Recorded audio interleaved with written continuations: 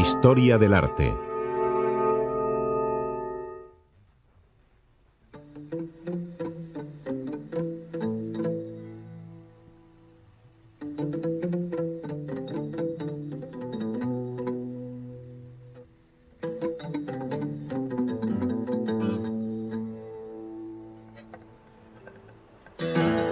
Arte griego.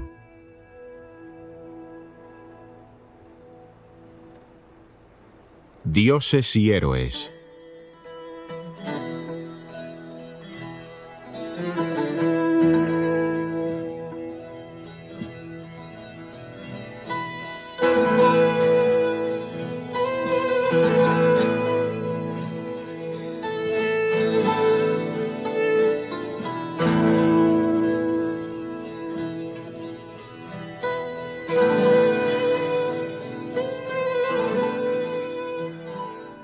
Arte griego.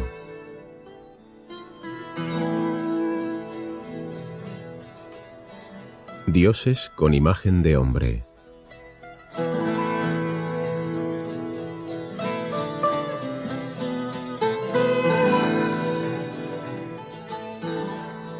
Templos y santuarios.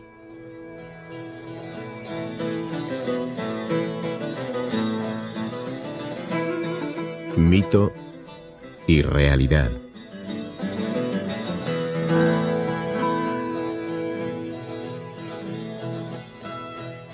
Grecia, lugar de nacimiento de la democracia y del pensamiento occidental.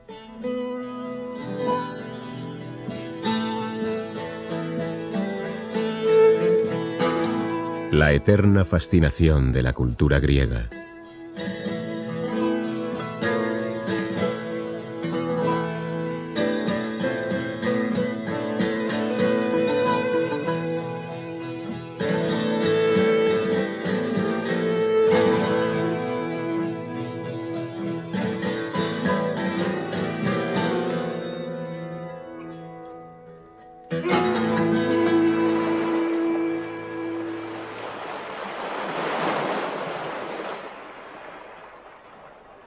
Los restos de la cultura griega no se encuentran solo en el territorio de la Grecia moderna. Se hallan diseminados en todas las regiones del Mediterráneo oriental, en Asia Menor, en el norte de África, en Sicilia y en el sur de Italia. Los griegos comenzaron a asentarse y a fundar ciudades fuera de su país a comienzos del siglo VII a.C. Trasplantaron su cultura a esos lugares y levantaron templos a sus dioses. Muchos de esos edificios fueron destruidos en épocas posteriores y sus restos sirvieron de materiales extraordinarios para edificaciones de piedra. En Paestum, al sur de Italia, las ruinas de 3 grandes templos son testimonio de la gloria de la arquitectura griega.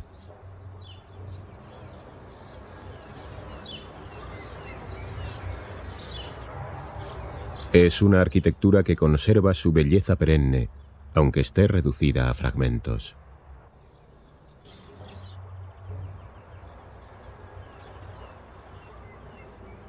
Cuando se descubrieron estos templos en el siglo XVIII, apenas se conocían los grandes lugares de la antigüedad.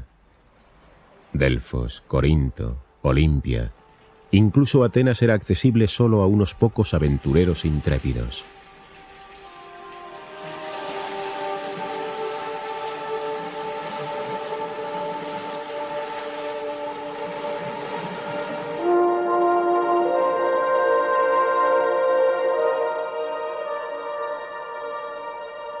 Ante la visión de la Acrópolis, ciudadela de la ciudad de Atenas, un escritor exclamó: «Siento en mi corazón un éxtasis sagrado». En esa época, Grecia permanecía bajo el dominio turco. La Acrópolis era una fortaleza de no fácil acceso. Los pocos que se aventuraban a ir a Grecia quedaban tan cautivados por los restos del arte griego que sus dibujos, pinturas y descripciones provocaron una auténtica pasión por Grecia en todos los que lo veían o leían. Esta euforia y pasión influyó en el poder político que dominaba la región. Los griegos se rebelaron contra sus opresores en 1821. Grecia fue liberada. La magia del arte griego, aún viva tras 2500 años, había obrado el prodigio político de la liberación. Hoy la Acrópolis es la meca de todos los visitantes de Grecia. Ante la afluencia masiva de turistas, la magia se marchita, y es poco probable que alguien sienta algún éxtasis sagrado entre el cemento y el ruido de la Atenas moderna.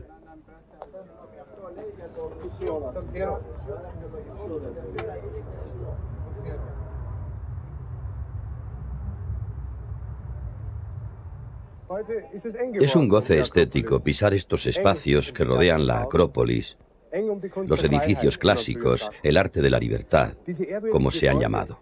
Estos edificios venerables han sufrido mucho en los siglos pasados, asedios, guerras y el despojo constante de metales y obras de arte, y sin embargo han sobrevivido. Actualmente están en mayor peligro que nunca por la polución. El número de visitantes es ahora mucho mayor que en ninguna época del pasado. El tema principal del arte griego era el hombre. En este santuario en el pasado no había turistas, sino imágenes de dioses y de mortales en bronce y mármol. Los griegos creían que Zeus era el dios supremo y padre de la humanidad, y que se relacionaba con los mortales. Lo concebían en forma humana. Por eso no sabemos si esta estatua representa a un dios o a un hombre.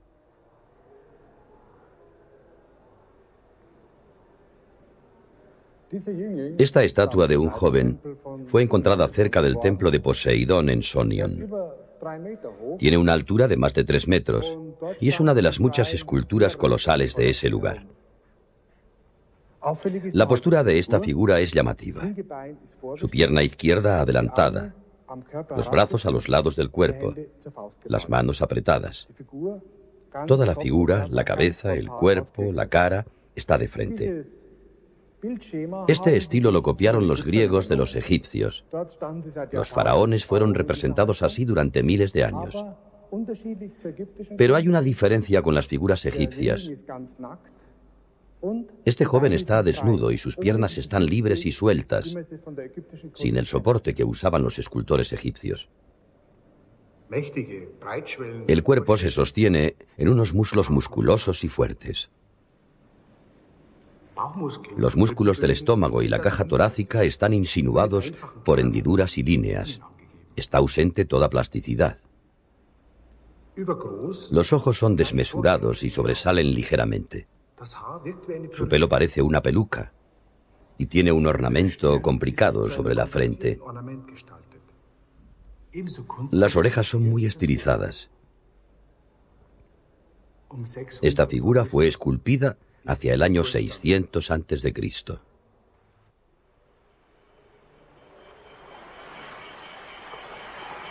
En el periodo primitivo griego de esculturas colosales, las Cícladas, un grupo de islas, sobre todo Paros y Naxos, fueron los centros del arte de la escultura. Se esculpían estatuas de tamaño colosal y a veces surgían percances. Esta figura colosal, quizá un Dionisos, yace en una cantera. Tiene una longitud de 12 metros.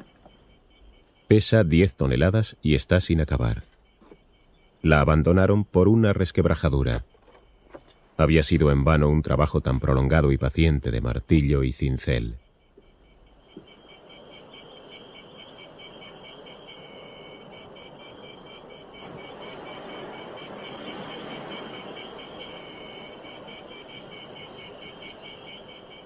Es difícil imaginarse cómo transportarían unas estatuas tan pesadas por un terreno tan accidentado y con los medios de transporte de aquella época.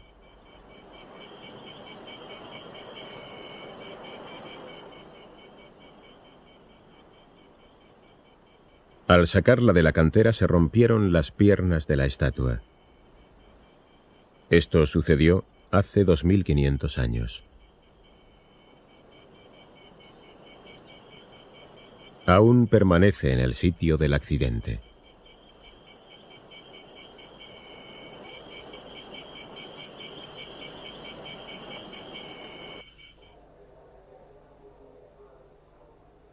Retrato de un griego del 530 a.C. aproximadamente. Está sonriendo con la sonrisa típica de todas las caras de aquella época, lo mismo en representaciones de hombres que de dioses o de seres fabulosos. No sabemos la significación de esta sonrisa arcaica.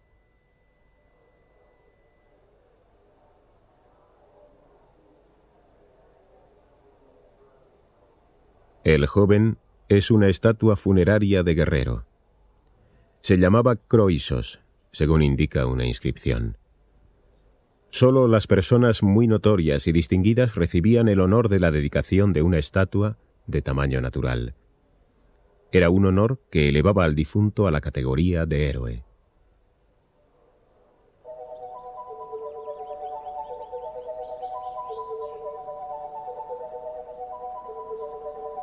Delfos, situado en un paisaje de belleza extraordinaria.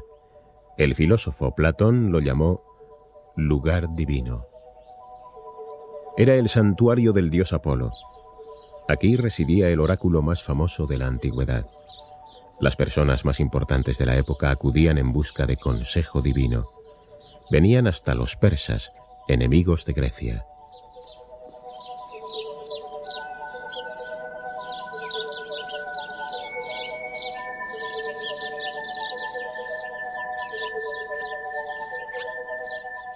Para obtener el favor de Apolo donaban ofrendas votivas magníficas, a veces de oro y de marfil. En muchas poblaciones se construían incluso edificios especiales para albergar los regalos preciosos.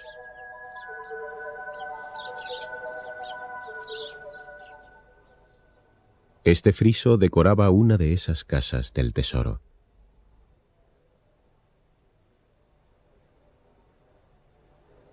El tema es la saga de la batalla entre los dioses y los gigantes.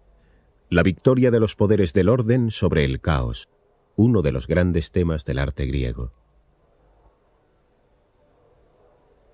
Los dioses salen victoriosos.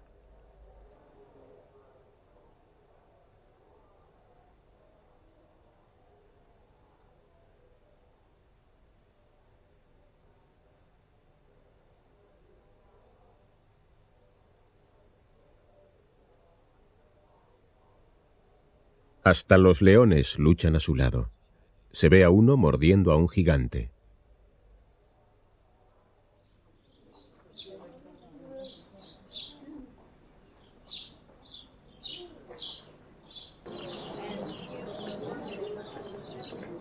El camino empinado, pasadas las casas del tesoro, estaba orlado por las estatuas que representaban a los vencedores de los Juegos de Delfos. Este tesoro enorme de obras de arte se ha perdido. Lo único que se conserva del templo de Apolo, residencia del famoso oráculo, son unos pocos pilares.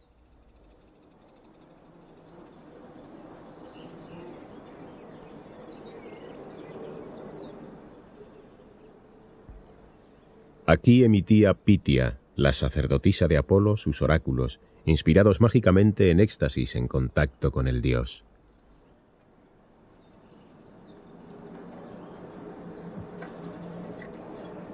También se celebraban en el santuario competiciones artísticas. A los griegos les gustaba competir entre sí en todas las actividades, en la interpretación, en el canto, en tocar la lira y la flauta, hasta en la pintura. Estas competiciones se celebraban cada 4 años. Los premios no consistían en valores materiales. Al vencedor lo ceñían con una corona de laurel y le daban unas pocas manzanas. El premio importante era la fama. Pitócritos ganó 6 veces seguidas el premio al mejor intérprete de flauta. Fue el vencedor en un periodo de 24 años.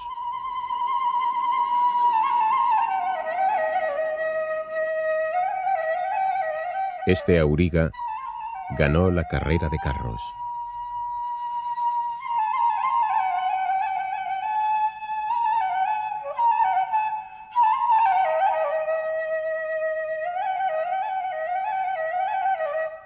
Ahí está erguido, orgulloso, impávido, llevando las riendas largas del auriga.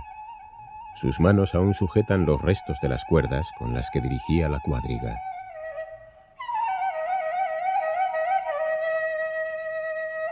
Es la única estatua de vencedor que se conserva.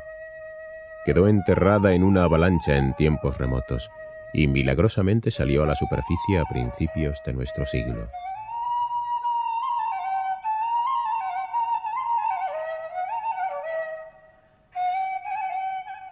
Cuando se celebraban los juegos y se reunían aquí los corredores y los lanzadores de disco o de jabalina, la paz reinaba en todo el territorio griego. Se prohibían las guerras para que pudieran tener lugar las competiciones. Terminaban o se interrumpían los conflictos en honor de los juegos. Los heraldos proclamaban una paz sagrada en todo el país. La importancia cultural y política de Delfos fue inmensa. Se proclamaban públicamente, cincelándolos en las paredes del templo, leyes, documentos y hasta sentencias de sabiduría. La famosa sentencia «No sise autón, conócete a ti mismo» estaba inscrita en la entrada del templo.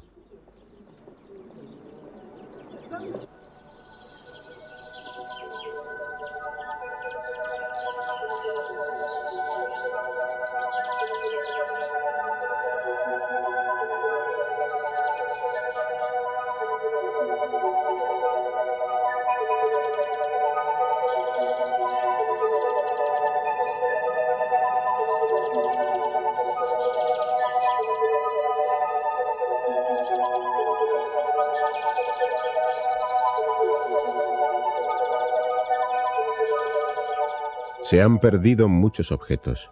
Una sola cosa permanece: la belleza cautivadora del paisaje de Delfos.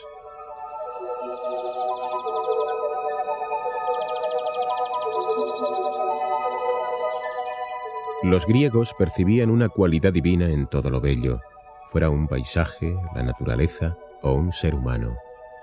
Contemplaban la belleza como emanando directamente de la divinidad.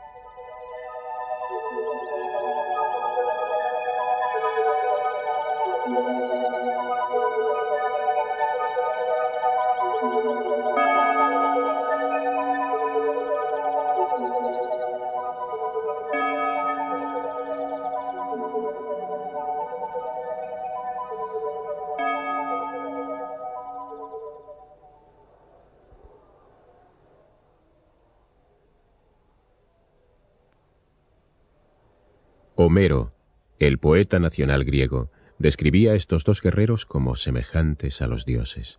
Son Aquiles y Áyax, los héroes de la Ilíada, el poema épico de la guerra de Troya. Están sentados, vestidos con su armadura, jugando a los dados. Las figuras están dibujadas primorosamente al estilo de la época, a finales del siglo VI a.C. Es una obra maestra de la pintura griega en cerámica.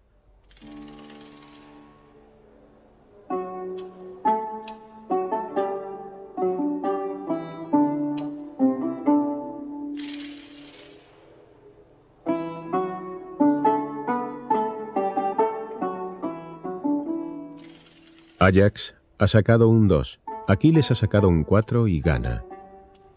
Los números están grabados saliendo de la boca de los héroes, al estilo de los cómics modernos.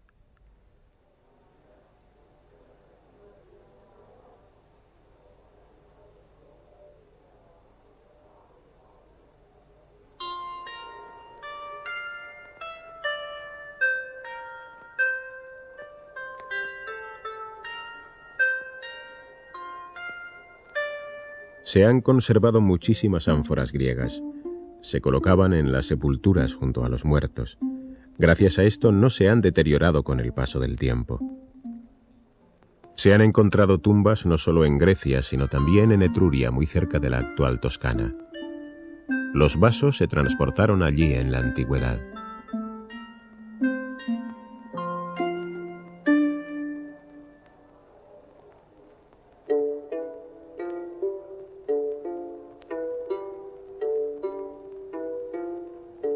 Las escenas pintadas en los vasos se refieren a situaciones de la vida ordinaria y a las sagas. Son una especie de libro en dibujos de toda la mitología griega.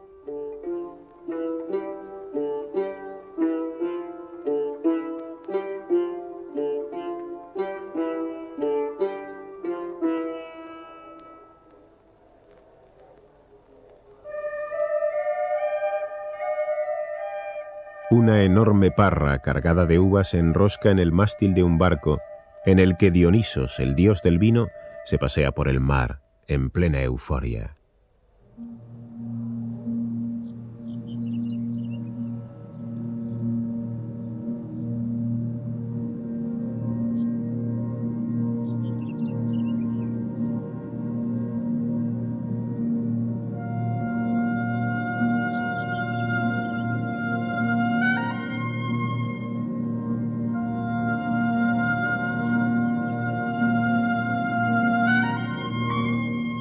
El año 480 a.C. fue un año catastrófico para Grecia. Los persas conquistaron Atenas y destruyeron la ciudad y la fortaleza. Las imágenes derrumbadas por los soldados quedaron sepultadas bajo los cascotes de las ruinas de los templos. Allí permanecieron hasta que fueron recuperadas por los arqueólogos 2500 años después.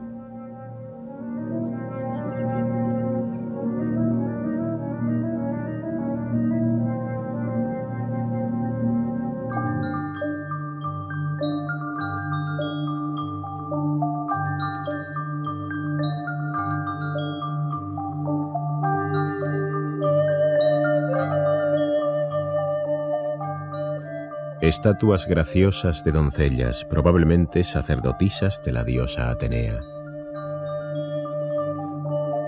Indicios de pinturas antiguas, verde, azul, negro, rojo, señal de que las estatuas estaban coloreadas.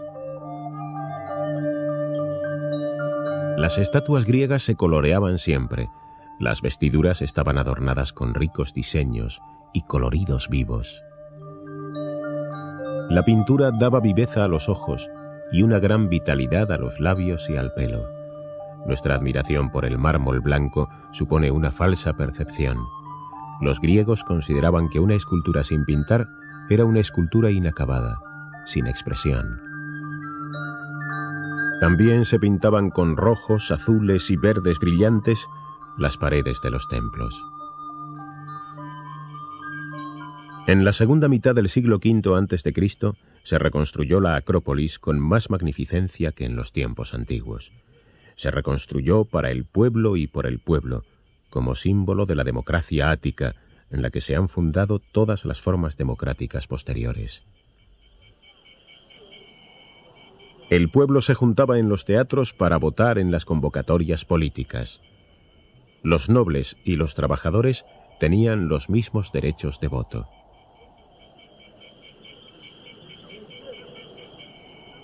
En este teatro situado a un lado de la Acrópolis se celebraban todos los años los festivales en honor de Dionisos, el dios del vino. La celebración duraba varios días. Sentados en estas gradas oían los griegos las estrofas de sus grandes poetas, Esquilo, Sófocles, Eurípides, que hablaban de responsabilidad, de culpa, de la gran tragedia humana, y proclamaron una imagen nueva del hombre, la imagen clásica, un nuevo estilo que los escultores llevaron a sus estatuas. El joven, probablemente el gran héroe griego Aquiles, llevaba originariamente una espada apoyada sobre su hombro izquierdo. Para observar la gran novedad, el aspecto revolucionario de esta estatua, hay que recordar que solo 2 generaciones antes, todas las estatuas de jóvenes desnudos tenían la misma colocación. La pierna izquierda adelantada, los brazos a los lados del cuerpo, rígidos, sin vida.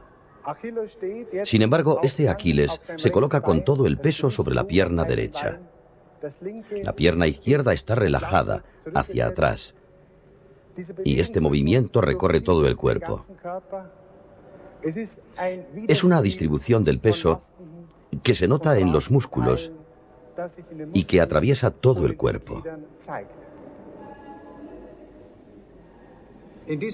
Esta figura es una realización perfecta del ideal clásico. La esculpió Polícleto, uno de los escultores más famosos del siglo V a.C.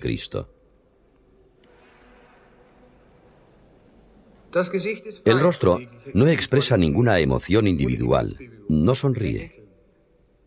La boca está ligeramente abierta, como si respirara.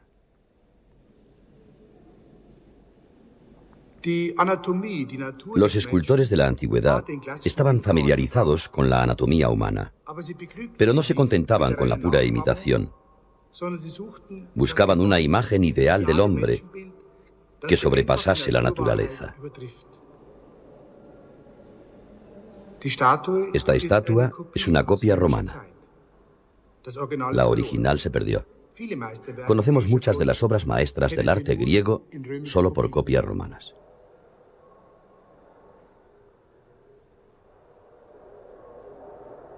El arte clásico de la segunda mitad del siglo V a.C. no expresaba rasgos individuales. No se contemplaban las características individuales en una democracia, cuya esencia era la igualdad de derechos. Todas las estatuas de hombres, mujeres, muchachos, tienen los mismos trazos, la misma expresión serena y contemplativa.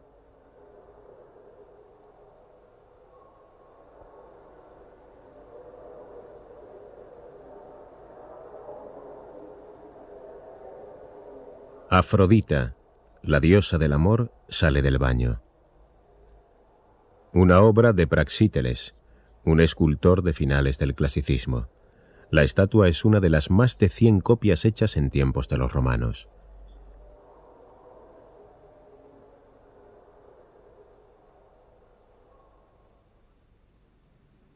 Los romanos no solo hicieron miles de copias de las estatuas griegas, también se llevaron a Roma barcos repletos de originales. Zeus lanzando el rayo.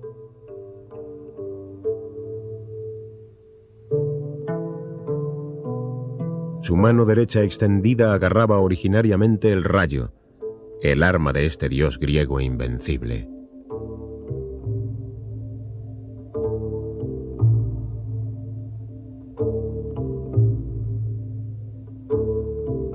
Esta estatua preciosa se perdió cuando naufragó el barco que la transportaba hace 2000 años. Se recuperó casualmente cuando se enredó en las mallas de unos pescadores griegos, hace unas pocas décadas.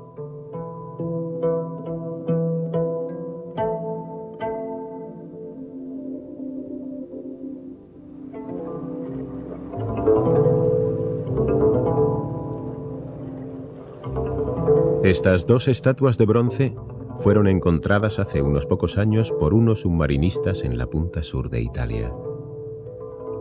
Son unos guerreros con barba, maravillosamente conservados. Solo se han perdido sus armas, el escudo, la lanza y la espada.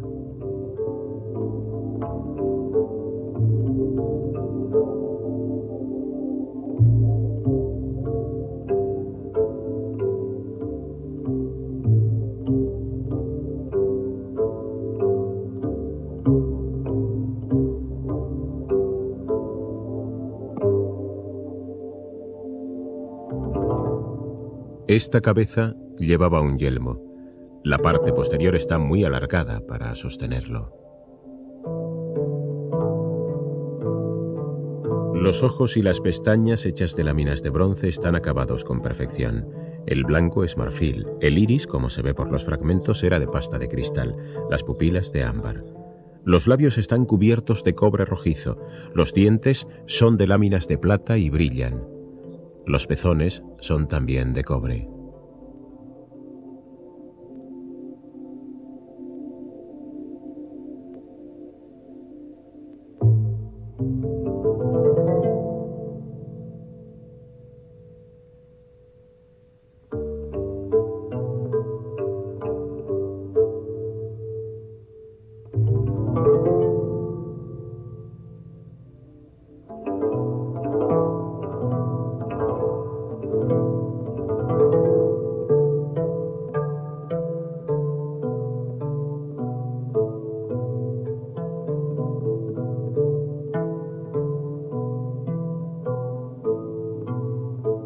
¿A qué héroes míticos representan estos guerreros? No lo sabemos, ni tampoco sabemos dónde estaban erigidas estas estatuas antes de que se las llevaran los romanos y naufragaran en el trayecto. Tampoco sabemos quién las esculpió. Algunos arqueólogos sostienen que son obra de Fidias, el escultor más famoso del siglo V.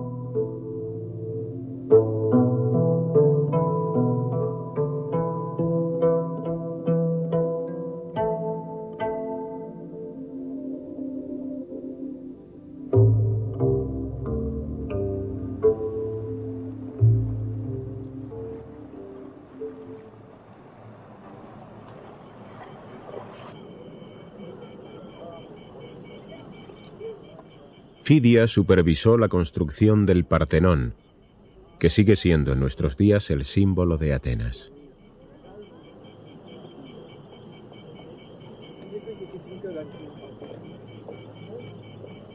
Es una obra de nobles proporciones, de armonía perfecta, incluso en ruinas.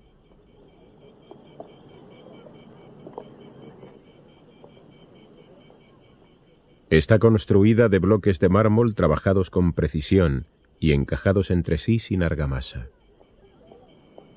Actualmente es difícil imaginarse las estatuas espléndidas y coloristas que lo ornamentaban. Gran parte se ha destruido a través del tiempo, pero la mayor parte se ha desmontado para conservarla en museos. Los corceles del dios Sol resoplan, anuncian la mañana en la que, en presencia de todos los dioses, tuvo lugar el prodigio del nacimiento de Atenea. Nos dice la leyenda que Atenea brotó armada de la cabeza de Zeus. Fidias esculpió este acontecimiento en 3 dimensiones, en unas esculturas sobre el aguilón oriental del Partenón. Antonio Canova, un escultor italiano, dijo cuando vio estas estatuas: «Todas las demás estatuas son de piedra, estas son de carne y hueso».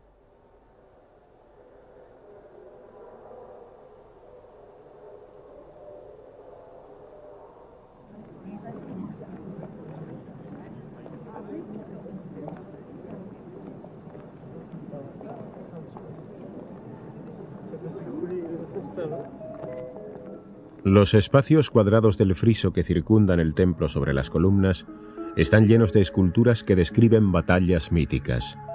Griegos contra centauros, mitad hombres, mitad caballos. Se esculpen combates feroces, algunos ganados por los centauros. Sus adversarios están representados como iguales. El arte griego no se complace en la humillación y en el desprecio de los enemigos.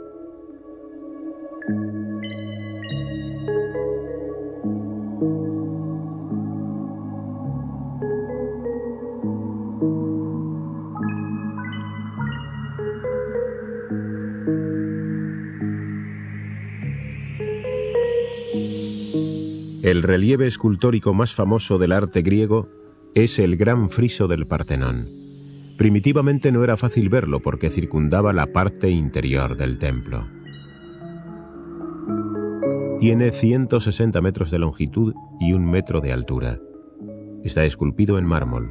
Representa la procesión ceremonial de los atenienses en honor de la diosa patrona de la ciudad, la Virgen Atenea.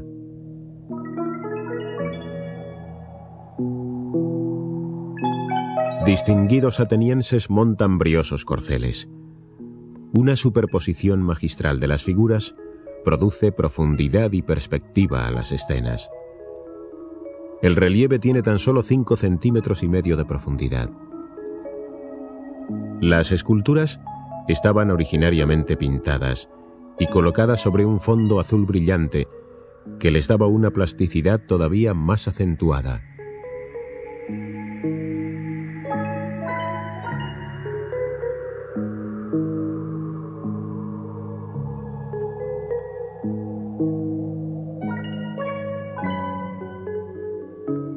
Los bueyes atados con cuerdas son arrastrados al sacrificio.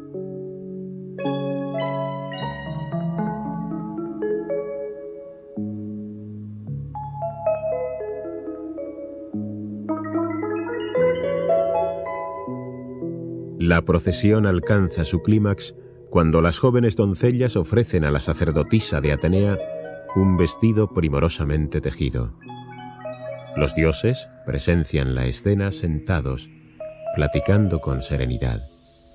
Qué cercanos están los dioses de los hombres en esta escena. Un escritor clásico escribió 5 siglos después: «Estas obras tienen un toque de juventud eterna, no les afecta el tiempo, parece que reverdece en ellas un espíritu inmortal, un alma que no puede envejecer». Estas palabras siguen siendo verdaderas actualmente. No se usaba el interior del templo como lugar de reunión de los creyentes, como ocurre en nuestras iglesias. El templo era un lugar de residencia de la divinidad. albergaba la imagen sagrada, la representación física de la deidad. Se ha perdido la estatua original de culto de la Virgen Atenea, en la que Fidias trabajó más de 9 años. Pero esta estatuilla del tiempo de los romanos nos da una idea de lo que debía de ser el aspecto de la figura colosal.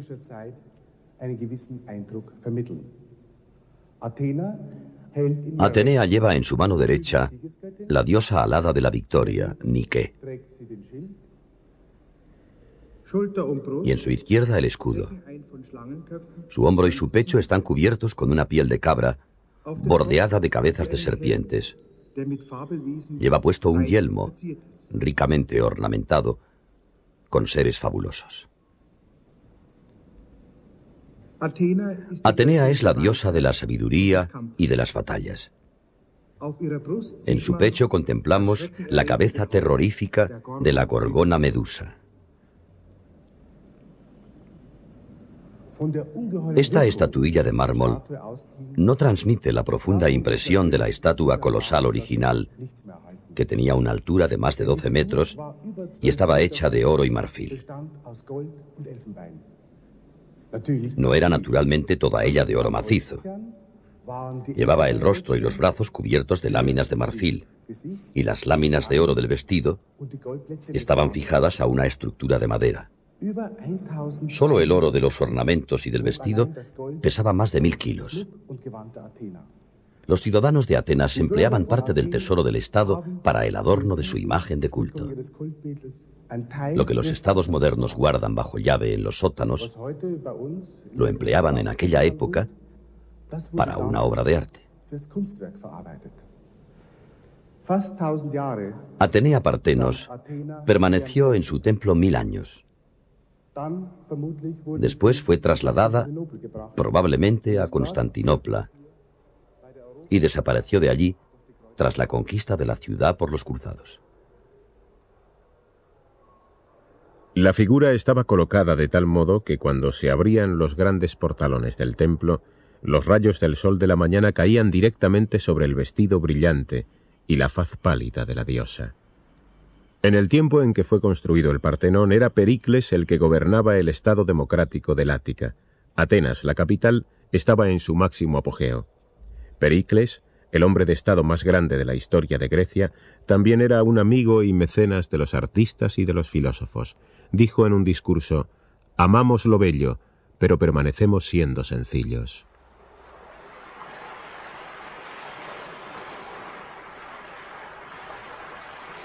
Cien años después, el general supremo de Grecia, Alejandro Magno, conquistó el mundo conocido. Derrotó a los persas, penetró en Egipto y llegó a los confines de la India.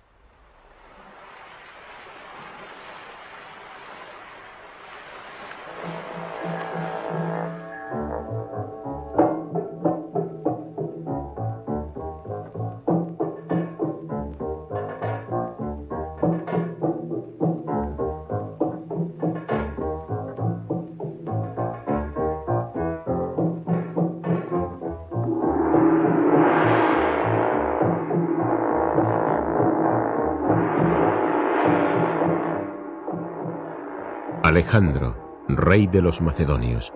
Sus ojos están clavados sobre su enemigo, el rey persa. El persa es presa del terror y huye.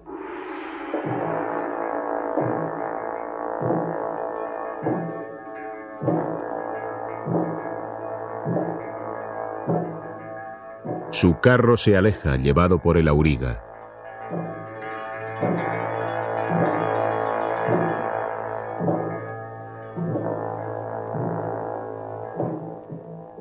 Los guerreros persas huyen en tropel, aterrorizados.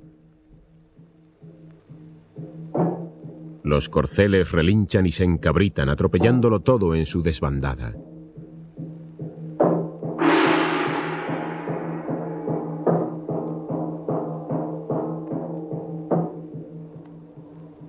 La escena de una batalla exaltando la victoria de Alejandro. Fue compuesta con 5 millones de piedrecitas. Este mosaico estuvo una vez adornando el suelo de una villa romana. es una composición atrevida, con una ejecución perfecta del escorzo de los caballos. El mosaico, copia romana de una pintura griega, es un indicio de la cualidad altísima de la pintura griega, tan famosa en la antigüedad.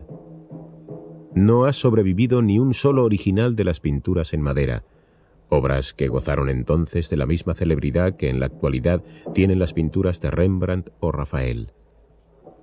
Esto nos recuerda que la inmortalidad del arte no sobrepasa a veces el instante fugaz de un momento histórico.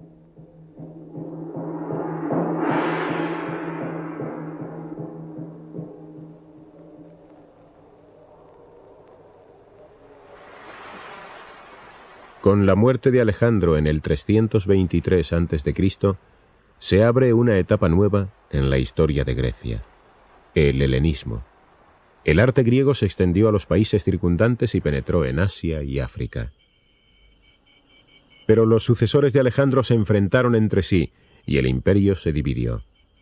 Por entonces ya estaba en declive la democracia ateniense y ocupaban el poder los reyes macedonios entregados al lujo y al acaparamiento de riquezas. Este tesoro inapreciable fue hallado en las tumbas de los príncipes macedonios.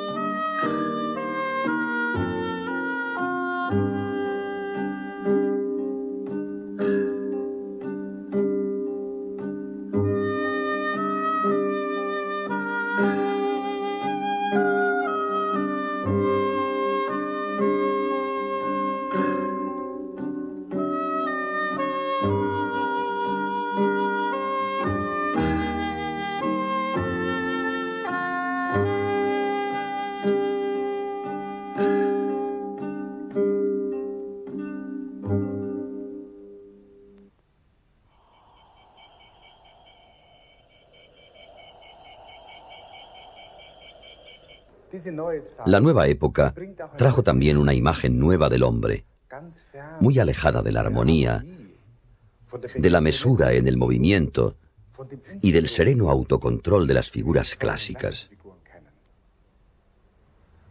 Esta figura avanza hacia adelante, llena de movimiento. La mano izquierda agarra un palo con el que sostiene el cuerpo. El brazo derecho está echado hacia atrás. Solo podemos percibir el espacio de esta estatua si la rodeamos al mirarla.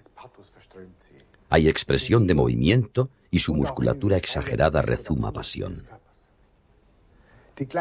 La expresión del rostro, su nariz afilada, las protuberancias poderosas de su frente sobre sus ojos, están también cargadas de energía. El matojo del pelo añade salvajismo al conjunto. No sabemos a quién representa esta figura, si a un dios, a un héroe mitológico, a un general o a un gobernante.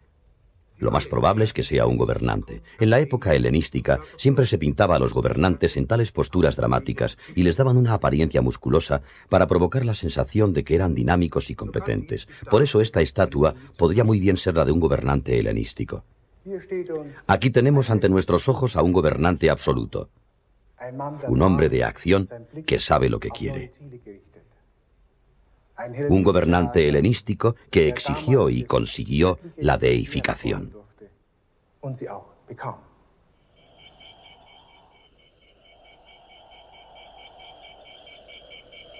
Gracias a una dinastía helenística ambiciosa, el reino de Pérgamo en el noroeste de Asia Menor se convirtió rápidamente en el centro del arte y de la cultura, en la nueva Atenas del mundo helenístico. El nombre de Pérgamo está ahora asociado a un relieve de grandes proporciones, 120 metros de largo por 3 de alto, que antiguamente adornaba un altar. Representa el mito antiguo de la batalla de los dioses y de los gigantes, los poderes terrestres.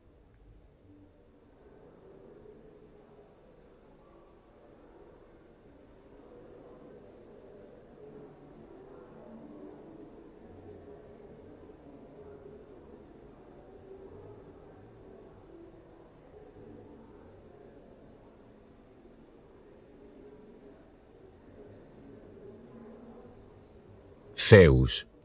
Su cuerpo musculoso, semidesnudo, sugiere invencibilidad. Con furia incontenible lucha contra 2 gigantes.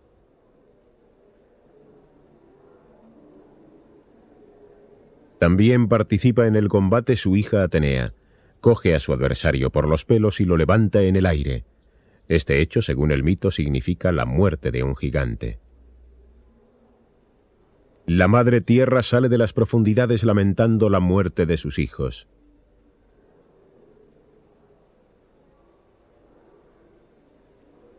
Las figuras tienen todas un movimiento personal, expresado con un realismo patético. En el rostro del gigante atrapado por Atenea se percibe la rabia de la pelea, la agonía de la derrota. Nunca el arte griego había alcanzado este realismo tan gráfico.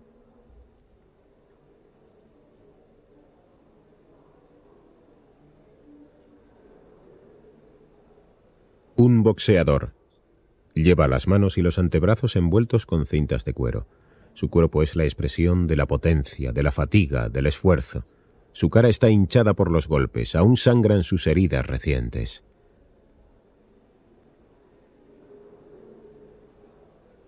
Qué lejos está de la sublimidad divina este cuerpo voluptuoso y sensual. Afrodita, diosa del amor.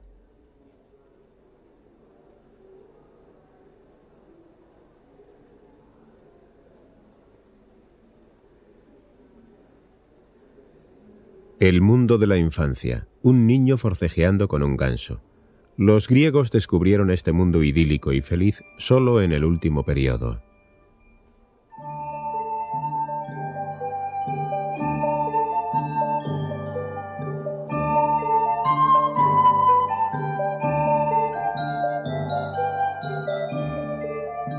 Los rostros se esconden detrás de las máscaras. Es la escena de una comedia. En el teatro de la antigüedad los actores nunca descubrían el rostro, tampoco interpretaban caracteres individuales. Eran caracteres tipo, que se reconocían por sus máscaras y atuendos.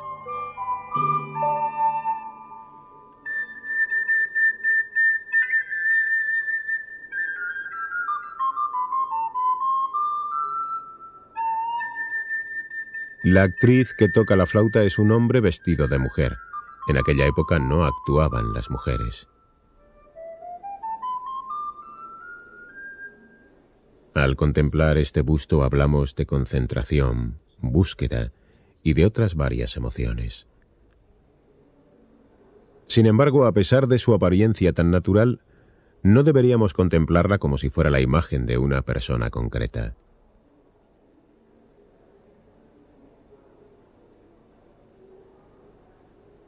Naturalmente, este es uno de los secretos del arte griego que explica su perenne validez en todas las épocas. Nunca expresa lo meramente individual, sino que a través de la expresión tremendamente natural, siempre refleja el tipo. Esta es la imagen de un viejo, lleno de sabiduría.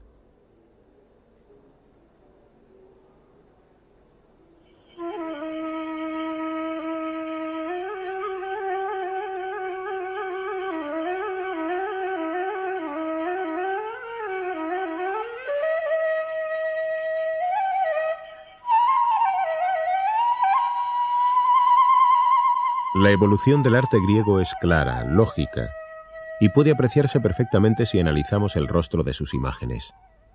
Simple en la forma, demoníaca en la expresión, una obra del periodo arcaico hacia el año 600 a.C. Amanerada, con una sonrisa encantadora, una escultura de finales del siglo VI a.C. Los rostros del periodo clásico, el siglo V a.C., se caracterizan por su seriedad y regularidad.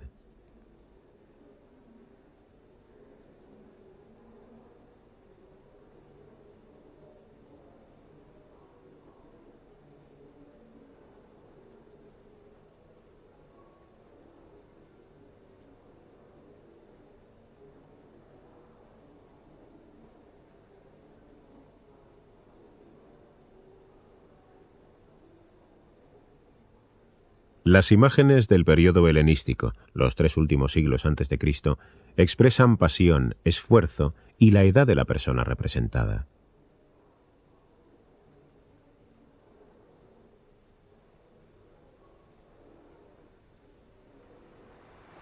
Las distintas tendencias intelectuales y espirituales de la historia griega se reflejan en su imagen del hombre, que está en un cambio evolutivo constante. Nos resulta fácil seguir esa transformación. Las otras formas artísticas también están sujetas a las mismas influencias, pero los cambios en la arquitectura son menos obvios y más difíciles de percibir. Esto se debe a que la función de la arquitectura siempre es la misma y también a razones técnicas.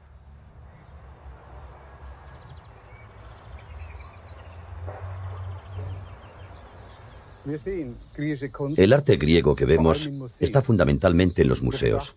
Lo contemplamos desde un punto de vista estético y artístico. Esto es precisamente lo que nunca hacían los griegos antiguos. Para ellos toda obra de arte tenía un propósito, una función.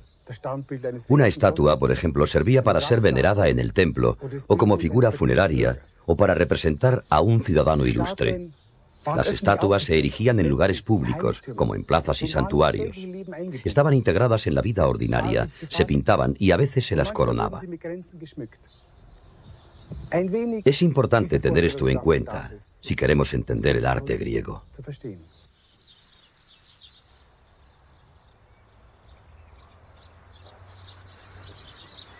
En todas las épocas, la cultura griega ha sido un estímulo para el pensamiento occidental y un modelo para imitar.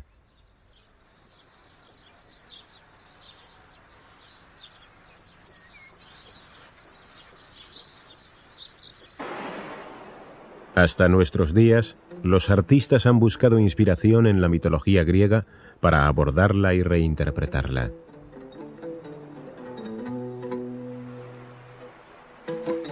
El pensamiento occidental se basa en la filosofía griega.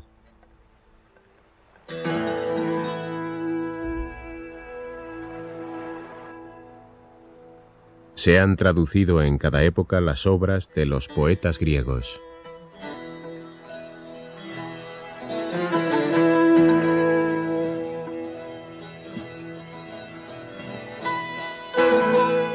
Las tragedias griegas siguen en nuestros escenarios, 2500 años después de ser escritas.